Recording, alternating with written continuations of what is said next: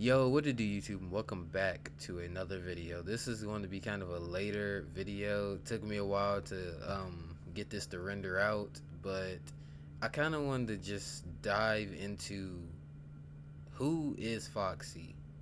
You know, because Foxy is like one of the most just underrated animatronics. Let's hop right into this video. Earlier this month, the latest Fazbear Fright book, Step Closer, hit store shelves, and even though it has a super forgettable name, the stories inside of it are epic. Not just because they're some of the most gruesome in the series. I mean, page 1 literally starts with a dream sequence where a kid's eye gets popped by Foxy's hook, but because of the lore drops that are happening in this thing, they are huge. Up until this point, the Fazbear Frights books have given us interesting concepts to chew on, fleshing out the world of Fnaf and giving us new insights into events that we already had a pretty good handle on. It's been useful, certainly, but nothing too earth-shattering. Animatronics can have people stuffed inside of them. Confirmed outright in book 1. People can have animatronics stuffed inside of them. Confirmed in book 3. Everything is powered by human agony. The missing children's incident probably happened in 1985. Animatronics can steal identities. Humans can be body swapped with animatronics. Golden Freddy might have multiple souls trapped inside of him. Ghosts might be able to escape from their animatronic prisons to lure more people to them. Like, there has been a lot across all of these stories, hence why I've been covering these books so much. But Step Closer's lore drops are attacking some of the biggest lingering questions still in existence from these games. The ones presented to us by the two most frustrating games in the franchise, Fnaf 4 and Fnaf 6. Questions that are still hotly debated by the Fnaf. Bro, Fnaf 4 is crazy. I personally, bro, I don't know if I could beat it. I would try it, but I personally just don't know if I could beat it. Community. So today we're looking at the first of those debates, the ones related to Fnaf 4, and looking at what those answers mean for the rest of the series. Today, we confirm the identity of this guy, the older brother, Foxy Bro. Real quick though, before we get to the meat of this theory, let's quickly speed our way through probably the least important story of this new trio, the middle one titled Dance With Me. In it, we cover Casey, a young woman who's coming from a tragic childhood. She lives on the street picking pockets and nabbing purses. One day, she robs a mother and a young girl outside of Circus Baby's Pizza World, which we're told has itself a big red door. Woo! Woo! Woo! Woo! Alright, sorry about that. Potentially important detail alert. Anyway, one of the items that she nabs is a set of cardboard glasses. When Casey puts them on, she sees a hologram of Ballora spinning in the distance. Weirded out by this, she has other people try the glasses on and no one else manages to see Ballora. From that point onward, each time she puts on the glasses, the hologram gets closer and closer, which begins to freak her out to the point of her leaving town and trying to put her life back together in hopes that it gets Ballora to leave her alone. A couple cities and failed jobs later, Casey eventually decides to return the stolen items to the mother and the daughter, hoping that it'll make amends. The family welcomes her in and forgives her, but when the little girl Isabella puts the glasses on, she not only sees Ballora, but she immediately begins dancing. It's a very vague ending because it's unclear whether Ballora, who was one step away from getting Casey, instead nabs the girl because she's the one who puts the glasses on next, and the dancing is the girl becoming possessed, or if it's the girl just excited to be dancing alongside one of her favorite characters, Ballora. Anyway, there's not a whole lot to talk about with this one. The technology is super strange. Freddys is apparently advanced enough to have holographics that work in cheap cardboard glasses for kids. That would be strange enough, but there's also some extra weirdness that the holograms can interact with the physical world. We see throughout the story that this Ballora hologram kicks up leaves and causes them to swirl around her. To quote from the story, there was Ballora, pirouetting among the colorful fall leaves. As she spun, the bright leaves were sucked into her vortex. For a few seconds, Casey admired the beauty, but then she thought, wait, if Ballora is just a picture, a hologram, then how is she affecting the objects around her? It didn't make sense. Welcome to the world of being a Fnaf theorist, Casey. It didn't make sense. Prepare to get that one tattooed on your forehead. But in all seriousness, it does raise a big question. Is she actually a hologram or just invisible and the glasses are somehow revealing her? It's unclear. Today I'm going to be talking a lot about those weird little details that just seem so oddly specific for a book to call out that it feels like the book is trying to tell us something, and this seems like one of them, but while I could spend a lot of time trying to figure it out, to my knowledge, holographic or invisible animatronics haven't really been a thing yet in the franchise, so we'll just have to cross that bridge when it becomes important. Unless, oh damn it, it might be a phantom animatronic. No,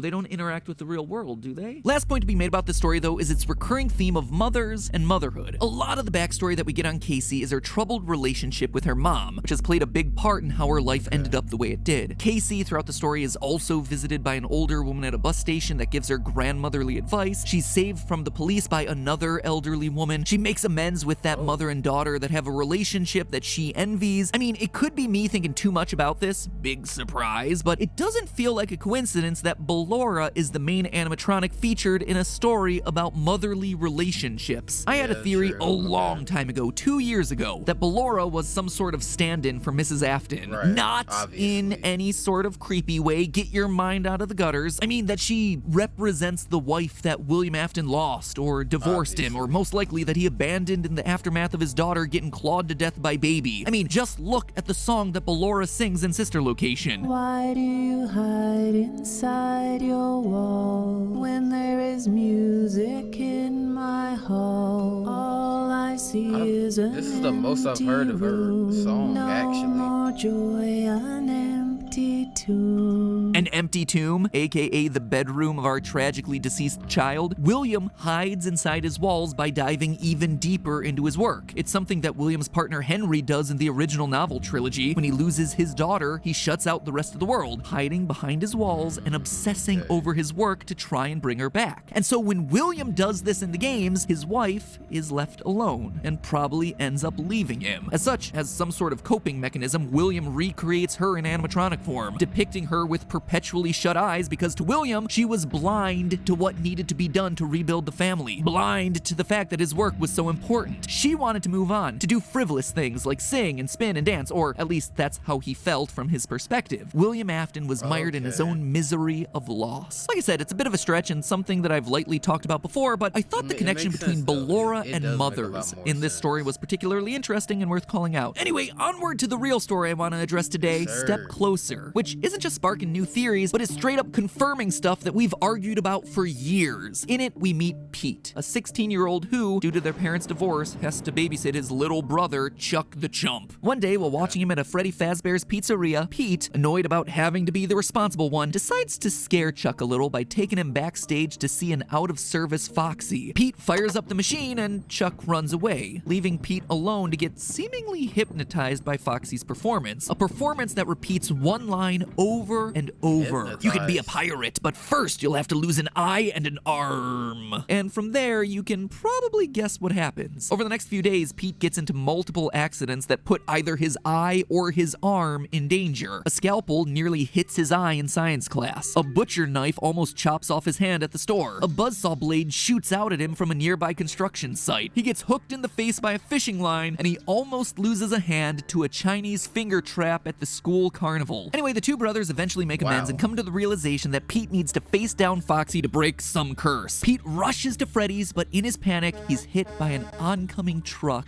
and killed out of nowhere. It's this awful reveal that you absolutely do not see coming because you feel so bad for this kid. You're like, oh, he's apologized to his brother. They have a good relationship. They have a plan for getting Pete out of this after him being brutalized for the better part of a week. He's on his way to close off the story and then, bam, it just ends. And that would be where the story ends, except for one thing. Pete is still alive. Kind of. We pick up back in the hospital where Pete's soul is trapped inside of his own dead body. Pete is an organ donor. Against his will, I might add. Thanks a lot for signing me up for that one, Mom. And they just got an emergency request for, you guessed it, an eye and a hand. Pete is forced to helplessly watch as his body is taken apart by surgeons. Like I said at the beginning of this episode, this story is shocking. But what's even more shocking is the lore confirmation that we get in this thing. Pete's story 100% confirms for us that Foxy Bro, the older kid from Fnaf 4 who repeatedly traumatizes his younger brother before eventually getting him chomped in the jaws of Fredbear, that is undeniably Michael Afton. 100% no doubt. It's something that we...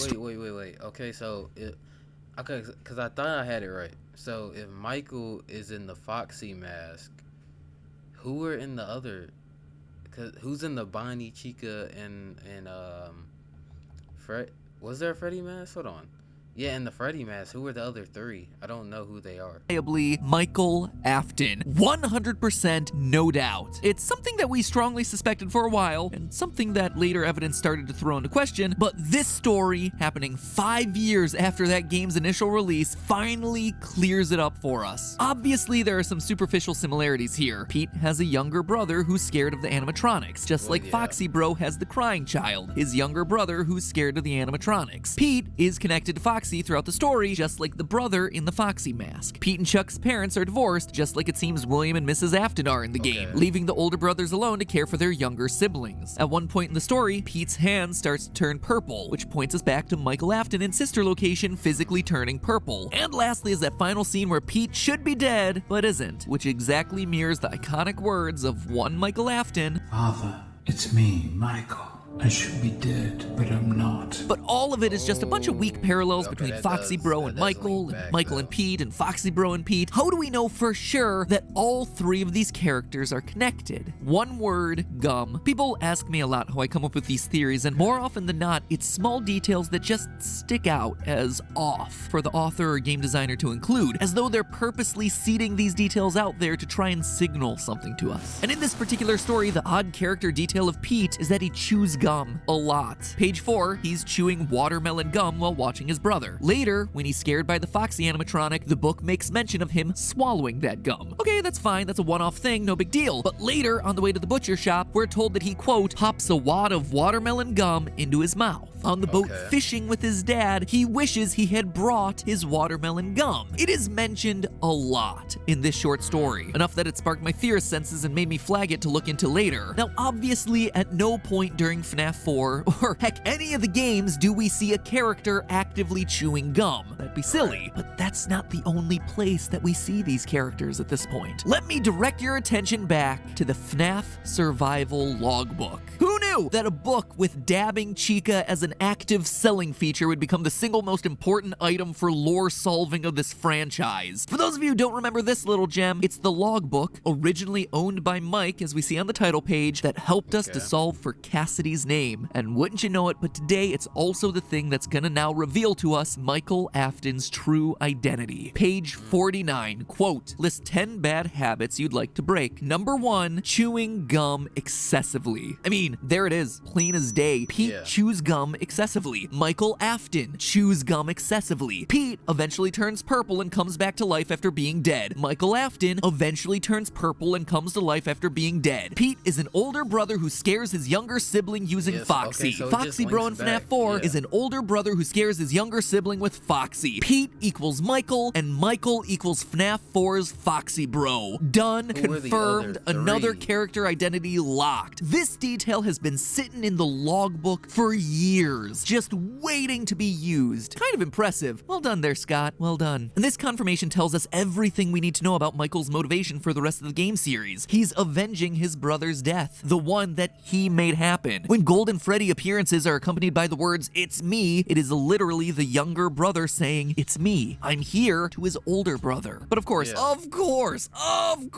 it is never that easy. This same security logbook, this thing that has been so pivotal to solving so many mysteries of this franchise, raises just as many challenges. Because sure, here it just confirmed the Foxy Bro connection, but then it also has lines like these. Page 103, the party was for you. Page 75, does he still talk to you? In reference to psychic friend Fredbear. Page 23, was your favorite childhood toy a plastic purple telephone? Page 20, what do you remember? And most troublesome of all, page 31, do you remember your name? All of these questions seem pointed to the crying child. The party was for him. His favorite toy was the purple telephone. Fredbear did talk to him, and never to Foxy Bro as far as we know. In fact, these are the exact questions that got us to throw the Foxy-Michael connection away so many years ago. Why would the spirit in this book, Cassidy, be telling Mike things that are very clearly true of the crime?